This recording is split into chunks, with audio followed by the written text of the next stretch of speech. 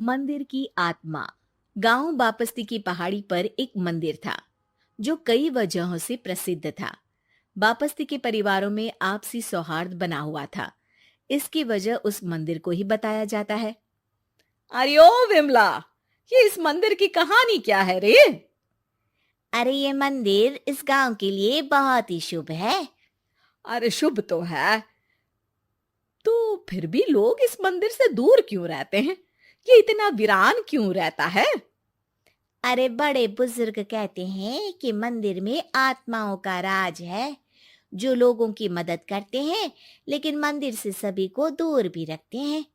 अरे ये कैसी आत्माएं हैं जो लोगों की मदद भी करते हैं और लोगों को मंदिर से दूर भी रखते हैं? अरे यही चलता आया है यहाँ पर, इसीलिए कोई कुछ बोलता नहीं। क्योंकि जिसके घर में कोई भी परेशानी होती है तो बताते हैं कि इस मंदिर से उन्हें मदद मिलती है। अरे वाह, ये तो अच्छी बात है। तभी इस गांव में इतनी खुशहाली दिखती है। तभी बाहर किसी की चीखने चिल्लाने की आवाज आती है। दोनों बाहर निकलती हैं तो देखती हैं कि गांव के एक बुजुर्ग रो रहे हैं क्योंकि शहर से उन्हें कोई बुरी खबर मिली है।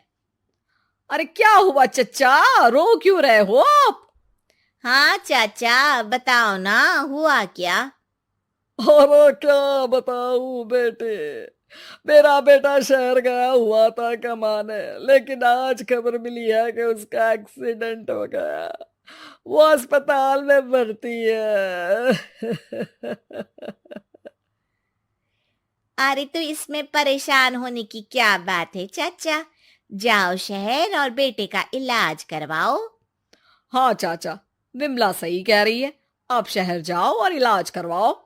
अरे कैसे इलाज करवाऊं, अभी पैसे नहीं है और शहर के अस्पतालों में इलाज का खर्चा लाखों में आता है।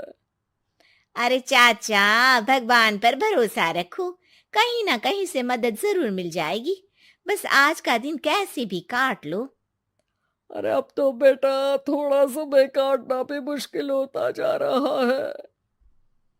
देख कमला, तू ही समझा चाचा को। अरे पैसों का कहीं ना कहीं से इंतजाम तो जरूर हो जाएगा। अरे चच्चा, जब विमला कह रही है तो थोड़ा उस पर भी भरोसा रखो। चलो आपको घर छोड़कर आ जाती हूँ। उसके बाद कमला उन बुजुर्ग को लेकर चली जाती है और विमला मंदिर की ओर चली जाती है। विमला मंदिर की सीढ़ियों पर चढ़ते हुए दूर से नजर आती है। उसके बाद वो आंखों से ओझल हो जाती है। उसी रात उस बुजुर्ग के घर के बाहर एक थैला रखा हुआ मिला। बुजुर्ग उस थैले को देखते ही चौंक पड़ा क्योंकि उसमें 5 लाख रुपए रखे हुए थे। वो बुजुर्ग सुबह दौड़ा दौड़ा गांव के दूसरे बुजुर्गों के पास गया। और मंगल भाई सुनो, मेरे घर के बाहर ये पैसों से भरा बैग रखा हुआ मिला है। अरे किसका है ये भाई? अरे भैया, मुझे क्या पता। तभी उधर से कमला और विमला निकलती हैं। अरे बेटा सुन तो, देख ये क्या रखा हुआ था मेरे घर के सामने। कमला और विमला हैरानी से देखती हैं। अरे वाह, देख विमला, तूने कहा था ना कि कोई ना कोई मदद जरूर करेगा। अरे भगवान सबकी मदद करते हैं, ये पैसों की मदद भी भगवान ने ही भेजी है। और क्या। अब चच्चा सोच क्या रहे हो, शहर जाओ और बेटे का इलाज करवाओ। ठीक है बेटियों, जो तुम कहो। चलो निकलता हूँ शहर बेटे का इलाज करवाने के लिए। अरे विमला, एक बात तो बता, ये इन्हें मिले तो कैसे मिले पैसे? अरे मैं ना कहती थी कि ये मंदिर सबकी मुसीबतों में मदद भेजता है। अरे वाकई बड़ी पुण्य आत्मा है मंदिर में। सो तो है, लेकिन उनके बारे में लोगों को कम ही पता है। अच्छा, और तुम्हें क्या पता है? अ, जितना पता था वो तो बता दिया।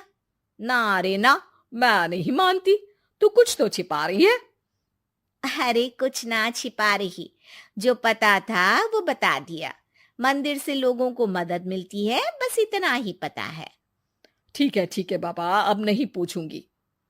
इसके बाद उसी रात कमला चुपचाप अपने कमरे से निकलती है और मंदिर की ओर चल पड़ती है। कमला धीरे धीरे मंदिर के दरवाजे पर पहुंचती है। अंदर से हल्की हल्की रोशनी आ रही थी। इसके बाद जो वो देखती है वो हैरान रह जाती है। कमला इसके बाद तेजी से वापस लौट आती है। दूसरे दिन सुबह सुबह। अरे विमला, तू तो छिपी रुस्तम निकली। है? नोट भरे हुए थे और सभी नोट गिनने में लगे हुए थे। तो तुम्हें क्या लगा वो क्या कर रहे थे? अरे मैं समझ गई कि वो लोग कहीं से डकैती कर पैसे लेकर यहाँ मंदिर के पीछे छिपाते हैं। अब जब तुम जान ही गई हो तो बता देती हूँ, लेकिन ये बात किसी को पता नहीं लगनी चाहिए। मेरे पति डकैती नहीं डालते हैं, बस उन लोगों से पैसे छीनते हैं जिन्होंने गलत तरीके से पैसे बनाए हैं। और फिर लोगों की मदद करते हैं। यही है वो पुण्य आत्माएं जो लोगों को मदद पहुंचाती है।